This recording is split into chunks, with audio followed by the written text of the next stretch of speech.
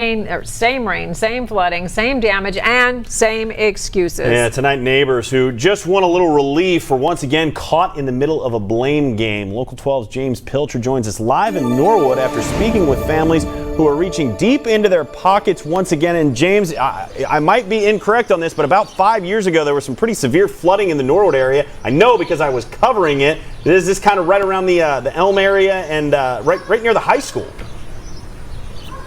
Yeah, actually, I can actually see the high school from here, Adam. And yes, you're right. And one house in particular has been hit very hard. The Pences bought this yellow house here behind me back in the 1970s. Over the last 4 or 5 years, they've had to replace their utilities in their basements several times. And their frustrations, they're starting to boil over.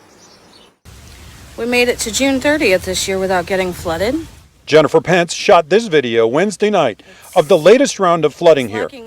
She spent Thursday cleaning out after more than 2 feet of water rushed into the basement, ruining her hot water heater, HVAC unit, and the washer and dryer. She says she's replaced 4 water heaters in the last 5 years. Last night was pretty scary. The second time it came up around 10:15, the water started coming up, and when the rain just doesn't let up, you know that the street, it's going to come back up. And it got a lot higher that time. It actually almost made it onto the top of our porch. Pence says the city's storm drains along the street are too small for the major storms like ones this week. The pipes are only 18 inches wide, and there is just nowhere for the water to go. Those pipes are owned by the city of Norwood. But she's also settled previously with the Metropolitan Sewer District for damages after the 2016 flood forced the family out of the house with flooding reaching the first floor. They keep telling us that, it's Norwood's sewer problems, and Norwood keeps blaming MSD. Nobody really cares about the residents. They only care about who's going to have to fork out the money to fix it. Norwood City Councilman Chris Kelsch says he feels for the Pences and others on this street. He's trying to get the city and MSD to sit down and plan a fix for this street.